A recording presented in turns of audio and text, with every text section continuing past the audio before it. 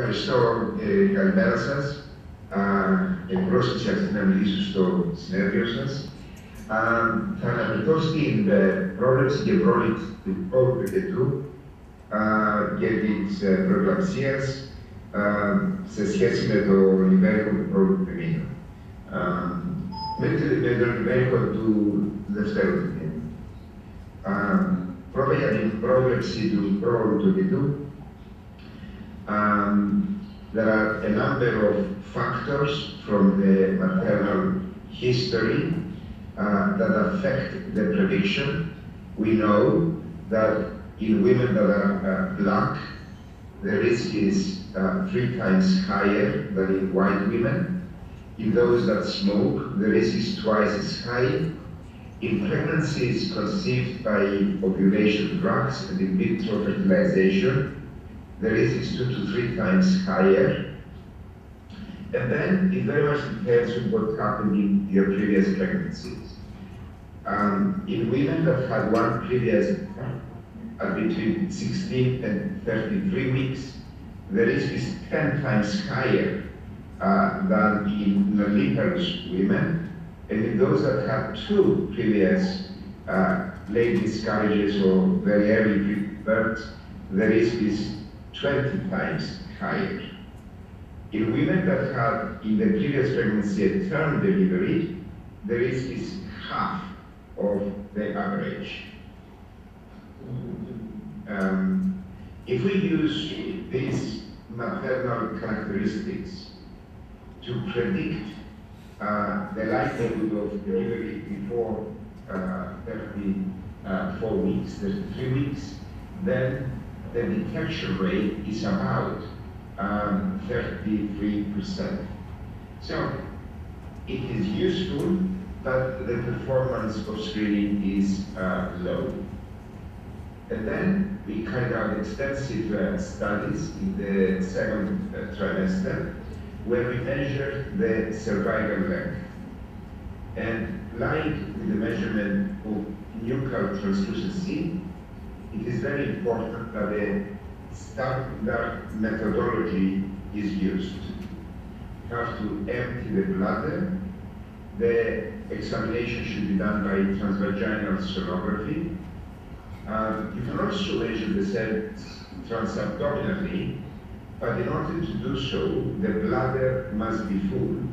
And we have shown that if you fill up the bladder, it compresses the cervix and gives you a force increase in the measurement. We then place the vaginal probe in the anterior fornix. We identify the endocervical mucosa and the internal external os, and just draw a straight line. We try to avoid excessive pressure on the cervix, and we magnify the image to occupy most of the picture. We do the examination over a period of 3 minutes, but sometimes the cervix may be dynamic, and therefore the measurements may vary within those 3 minutes, and therefore we wait and we take maybe 3 measurements. We have done extensive studies involving nearly 60,000 pregnancies that we measure the cervix at the 20 to 24 week stage during the anomaly scan. And we have found 2 things. Firstly, the black histograms is the distribution of cervical lengths in women that do not deliver prematurely. And on average, the normal cervical length at 20 weeks is about 32-33 millimeters. Secondly, in pregnancies that deliver prematurely, the purple histograms, there is a bimodal distribution of cervical lengths, and when we take into account this distribution of cervical length, we can predict the likelihood of premature birth. For example, If we go to a cervical length of 15 millimeters or less, this is found in about 1% of the population. If we measure, if we find that the measurement is 20 millimeters, that is found in 2% of the population, and the measurement of less than 25 millimeters is found in 7% of the population. So this is the distribution of cervical length in normal and premature delivery pregnancies. A few years ago, we developed a model that combines the information from the previous obstetric history together with the measurement of cervical length. And we found that this combination at 20 weeks can identify more than 80% of the women that deliver very, very prematurely before 28 weeks, and about 60–65% of those that deliver at 28 to 30 weeks, and 55% of those that deliver at 31 to 33 weeks. The years have passed. Many people have tried to find better methods of identifying the high-risk group. They have measured fetal fibronectin. They have measured the cervix by 3D ultrasound. But in reality, the only useful method that is available for the prediction of preterm birth is the measurement of cervical length that can be combined with the previous obstetric history. So this is prediction of preterm birth.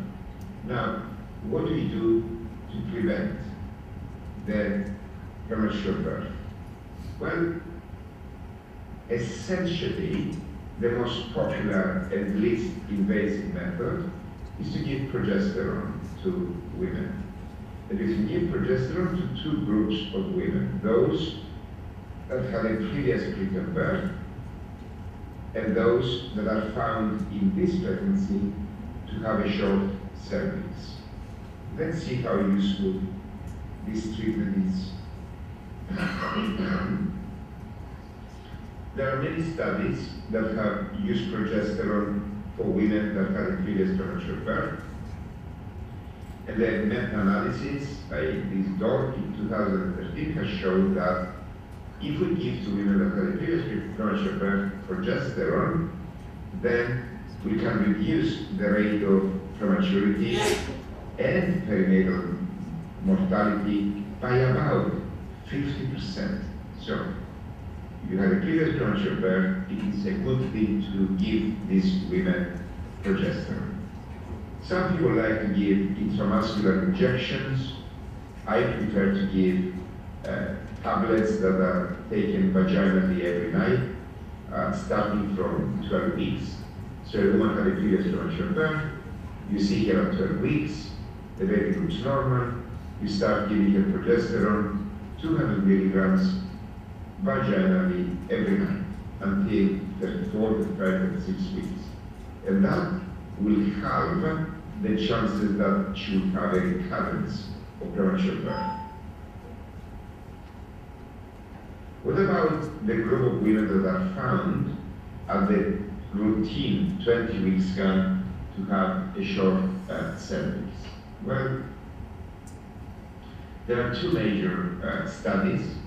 One carried out by our group and published nearly 10 years ago in the New England Journal of Medicine, where we measured the cervix at 20 weeks, and when we found that this was less than 15 millimeters, we gave them 200 milligrams of progesterone vaginally every night from 24 to 54 weeks, and we showed that in the group that had progesterone, the rate of premature birth was reduced by about 45%. Subsequently, Sonia Hassan, working with Roberto Romero, carried out a study in the United States, and they did the same. Here they gave progesterone to women with a cervix of 10 to 20 milligrams. They used a different formulation of a progesterone gel. it's a bit messy compared to just putting a tablet in your vagina, and it's cheaper. And anyway, again, they showed a reduction in the rate of premature birth by 45%.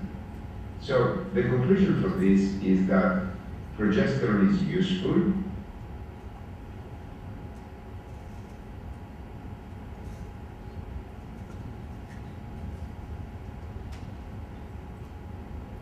Cervix. Last year, there was a major study called the Optimum study, where they took women at 20 weeks and they measured the fetal fibronectin in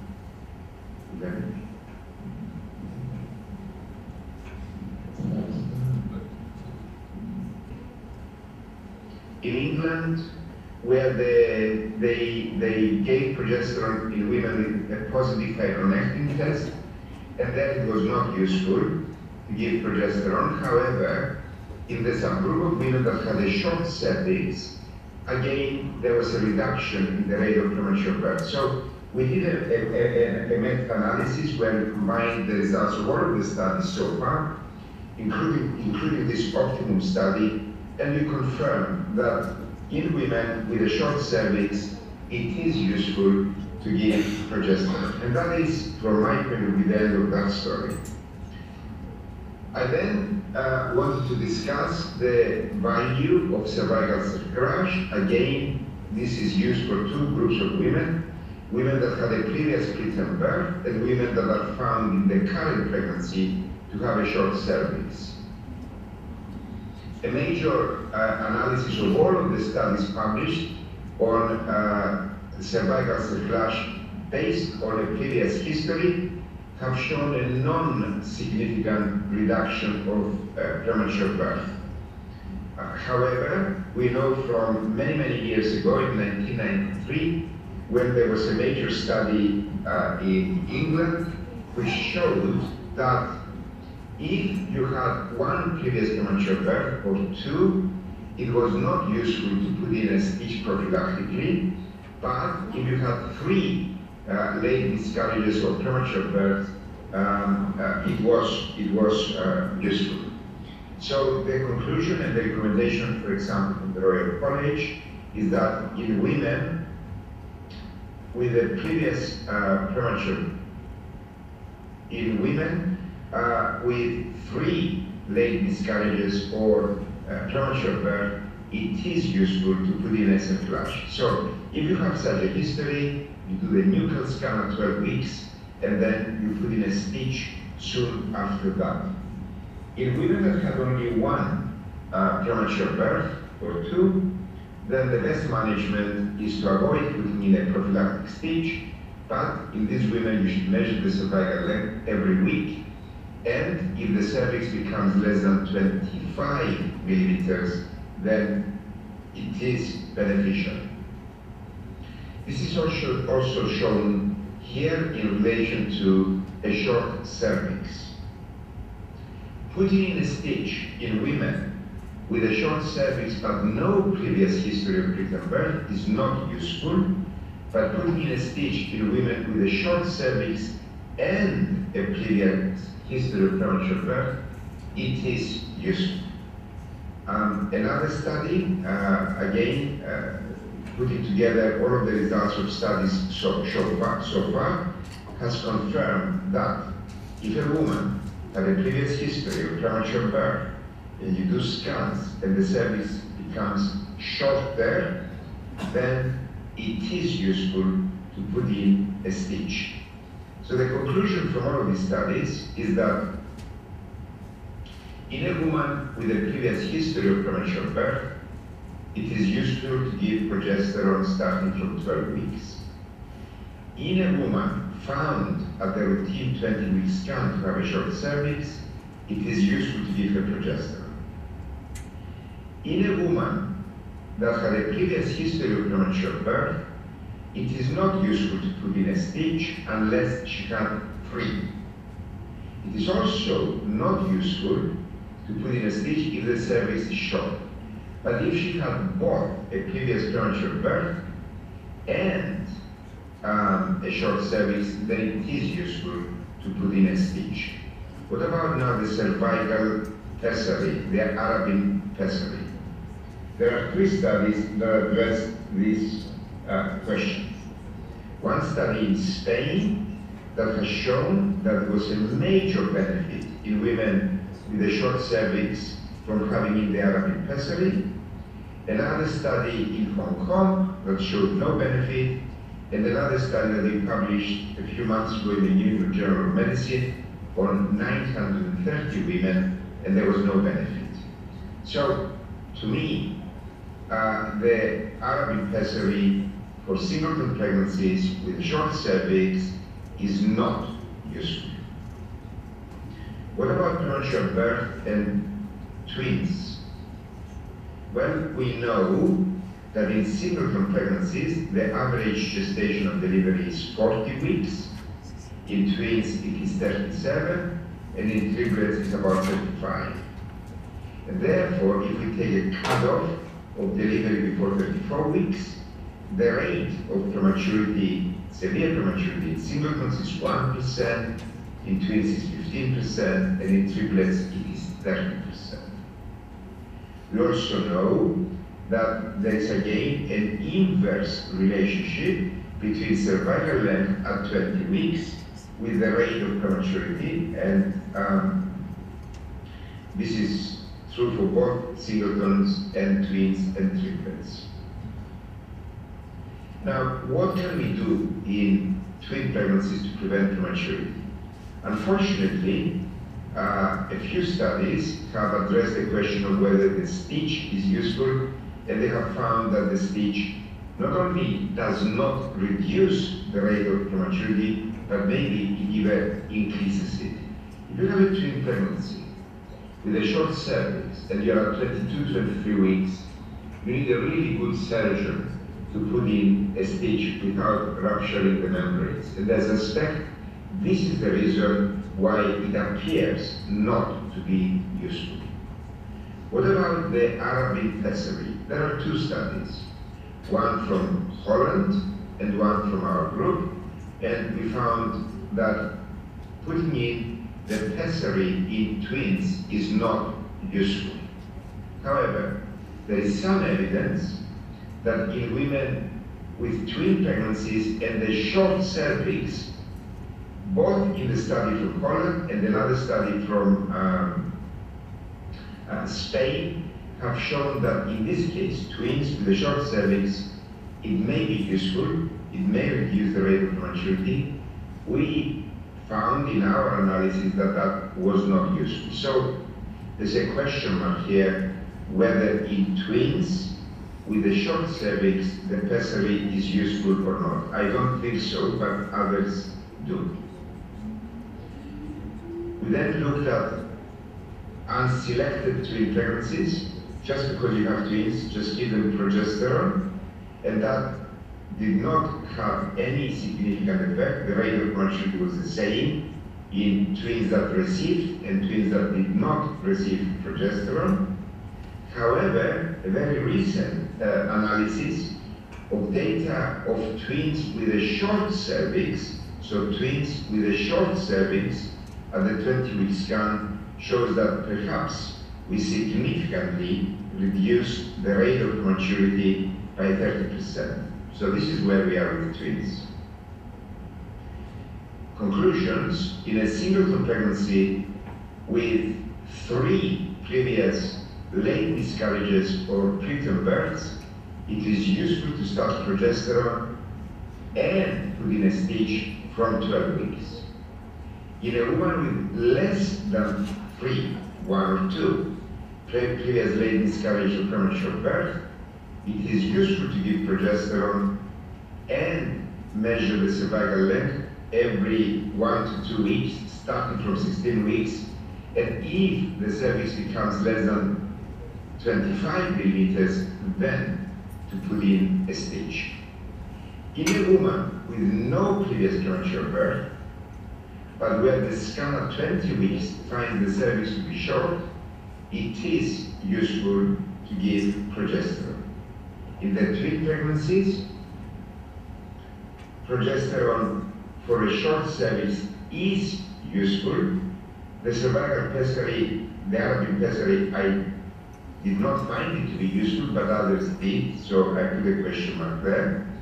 And the real question for me now is whether if we give very high doses, 600 milligrams of progesterone, starting from 12 weeks, it would be useful in reducing the rate of prematurity in twins. I do not know the answer, but we are starting next week a major multi-center study across Europe to see whether this would be useful or not.